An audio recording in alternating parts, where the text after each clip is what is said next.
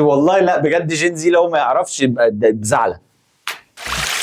يا نهار ابيض. طبعا انا كان عندي سنتين في ضربة الجزاء.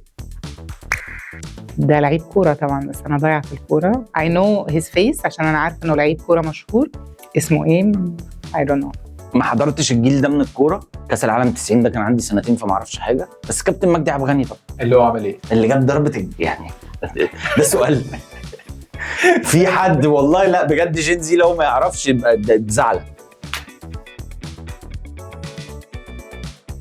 هو ده باين عليه لعيب كوره، يعني هو ممكن يبقى ممثل بيعمل دور واحد بيلعب كوره. انا نفسي يبقى عندي انجاز في حياتي اقعد اماركت له 30 سنة. ما بفهمش في الكورة خالص. لا. لعيب منتخب مصر بس عمل حاجة الناس كلها عارفة بيها. اسمعي عن كأس العالم. مش الدرجات دي.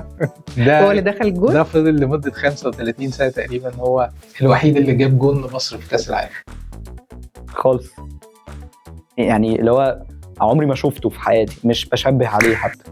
اسمه ايه بقى؟ كابتن مجدي عبد الغني. ما عداش عليك الاسم ده خالص؟